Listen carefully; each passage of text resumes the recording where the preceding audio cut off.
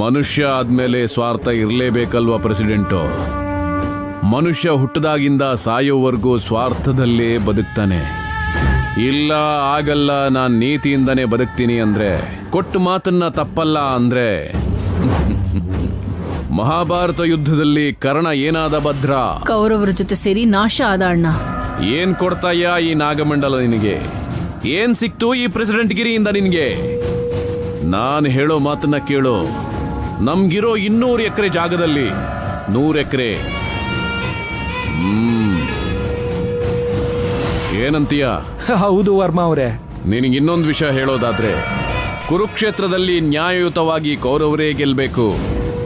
ಆದ್ರೆ ಕೃಷ್ಣ ತಾನ್ ಕೊಟ್ಟಿರೋ ಮಾತನ್ನ ಉಳಿಸ್ಕೊಳ್ಳೋದಕ್ಕೋಸ್ಕರ ಪಾಂಡವ ಪಕ್ಷದಲ್ಲಿದ್ದು ಕೌರವರನ್ನ ಕೃಷ್ಣ ಯುದ್ಧದಲ್ಲಿ ಸೋಲಿಸ್ಬಿಟ್ಟ. ಸ್ವಾರ್ಥ ಪ್ರೆಸಿಡೆಂಟು. ಪುರಾಣ ಕೂಡ ನಮಗೆ ಹೇಳೋದು ಸ್ವಾರ್ಥದಿಂದಲೇ ಬದುಕು ಅಂತ. ಭದ್ರಾ, ಈ ವಿಷಯದಿಂದ ನಾಗಮಂಡಲ ಪ್ರೆಸಿಡೆಂಟು ನಾಗಮಂಡಲ ಜಮೀನ್ದಾರ ಆಗ್ಬಿಟ್ಟ. ಜಮೀನ್ದಾರರು ಅದ್ರ ಬಗ್ಗೆ ನೆನೆಸ್ಕೊಂಡು ಖುಷಿ ಪಡ್ತಾ ಇದಾರಣ್ಣ.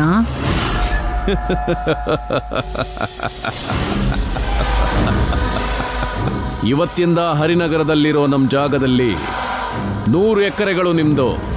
ನಾಗಮಣಿ ನಮ್ದು.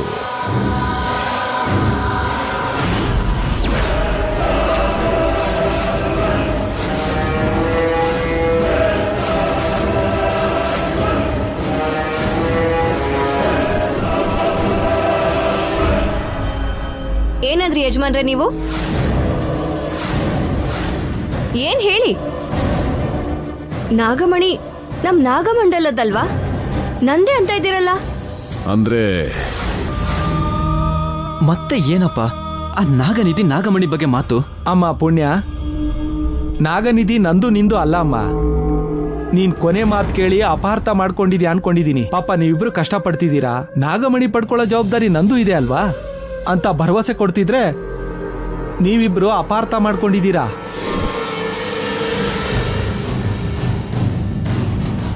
ನನಗ್ ಕ್ಷಮಿಸಿ ಯಜಮಾನ್ರೆ, ತಪ್ಪಾಗಿ ಅರ್ಥ ಮಾಡ್ಕೊಂಡೆ. ನೀವು ಊರ್ ಬಗ್ಗೆ ಇಷ್ಟೊಂದು ಯೋಚನೆ ಮಾಡೋದಕ್ಕೇನೆ ನಾಗಮಂಡಲಕ್ಕೆ ಹರಿನಗರಕ್ಕೆ ಒಳ್ಳೆ ದಿನಗಳು ಬರ್ತಿದೆ ಅಂತ ಅನ್ನಿಸ್ತಾ ಇದೆ.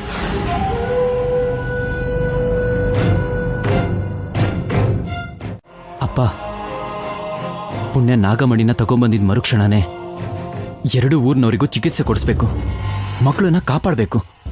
ಇದಕ್ಕೆಲ್ಲ ವ್ಯವಸ್ಥೆ ಮಾಡ್ಬೇಕಪ್ಪ. ಹಾಗೆ ಆಗ್ಲಿ ಕಣೋ. ಪುಣ್ಯ, ನಾವು ಮಾಡ್ತಿರೋ ಪ್ರಯತ್ನ ವಿಫಲ ಆಯ್ತು ಅಂತ ತಲೆ ಕೆಡಿಸ್ಕೊಳ್ದೆ ಏನ್ ನಡೆದ್ರು ನಮ್ಮೊಳ್ಳೇದಿಕ್ಕೆ ಅಂತ ಅನ್ಕೊಂಡು ಗುರುಗಳು ಹೇಳ್ದಾಗೆ ಮಕರ ಜ್ಯೋತಿ ಬೆಳಗ್ದಾಗ ದಿಗಂಬರ ಮಲ್ಗೋ ಅಂತ 6 ನಿಮಿಷ ಸಮಯದಲ್ಲಿ ನೀವು ನಾಗಮಣಿನ ಸಾಧಿಸ್ಕೋಬೇಕು. ಈ 2 ಊರಿನ ಭವಿಷ್ಯ ನಿಮ್ಮಿಬ್ರ ಮೇಲೆ ಆಧಾರವಾಗಿದೆ. ಇದನ್ನ ನೆನ್ಪಲ್ಲಿಟ್ಕೊಳ್ಳಿ. ಯಜಮಾನ್ರೆ, ಇಷ್ಟು ದಿನ ನಾನು ಅನಿರೋದ್ ಇಬ್ರೇ ಹೋರಾಡ್ತಾ ಇದ್ವಿ. ಆದ್ರೆ ಈಗ ನಿಮ್ಮೆಲ್ರ ಸಹಕಾರನೂ ನಮ್ ಜೊತೆನಲ್ಲಿದೆ. ಈಗ ಧೈರ್ಯವಾಗಿ ಹೆಜ್ಜೆನ ಮುಂದೆ ಇಡ್ತೀವಿ. ಆಶೀರ್ವಾದ ಮಾಡಿ. ವಿಜಯೋಸ್ತು.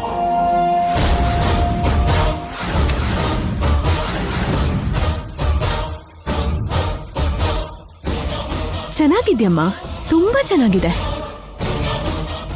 ಎಲ್ರೂ ನಿಮ್ ಸ್ವಾರ್ಥಕ್ಕೋಸ್ಕರ ಒಟ್ಟಾಗಿದ್ದೀರಾ. ಹೆತ್ತ ತಾಯಿ, ಬೆಳೆಸಿದ ಮಾವಯ್ಯ, ಕಟ್ಕೋಬೇಕಾಗಿರೋ ಹುಡುಗ ನನ್ನವ್ರಲ್ಲ ಅಂತ ಗೊತ್ತಾದ ಮೇಲೆ ನೋಡ್ಕೊಂಡು ನಾನ್ಯಾಕೆ ಸುಮ್ಮನಿರ್ಬೇಕು? ನಾನು ಮಾಡ್ಬೇಕಾಗಿರೋದನ್ನ ನಾನು ಮಾಡ್ತೀನಿ. ಒಬ್ಬೊಬ್ರಿಗೂ ಸರಿಯಾದ ಬುದ್ಧಿ ನಾನು ಕಲಿಸ್ಲಿಲ್ಲ ಅಂತಂದ್ರೆ ನಾನು ಪರ್ಣಿಕನೇ ಅಲ್ಲ, ಸೇಡ್ ಇಟ್ಕೊಂಡಿರೋ ಪರ್ಣಿಕ. ಹಾಗೆ ಇಟ್ಕೊಂಡಿರೋ ಆ ಹಾವ್ಗಿಂತ ತುಂಬಾ ಡೇಂಜರ್ ಅಂತ ನಿಮ್ಗೆ ಆದಷ್ಟು ಬೇಗ ಗೊತ್ತಾಗುತ್ತೆ. ಅವಳು ಆ ನಾಗಮಣಿನ ಹೇಗ್ ಪಡ್ಕೋತಾಳೋ, ನನ್ನ ಭಾವಂಗೆ ಅವಳ ಪ್ರೀತಿನ ಹೇಗ್ ಹೇಳ್ಕೋತಾಳೋ ನಾನು ನೋಡ್ತೀನಿ. ಯಾವ ಮಕರ ಸಂಕ್ರಾಂತಿ ದಿನ ನಾಗಮಣಿನ ಪಡ್ಕೋಬೇಕು ಅಂತ ಅನ್ಕೊಂಡಿದಾರೋ ಅದೇ ದಿನಾನೇ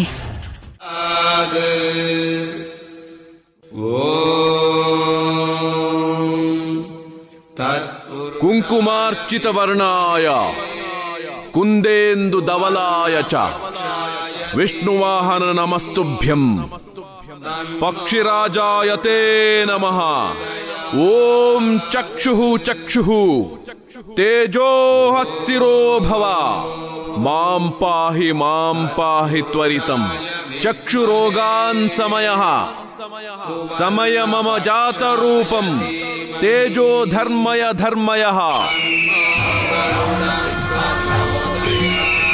ಧನಂಜಯ ವರ್ಮ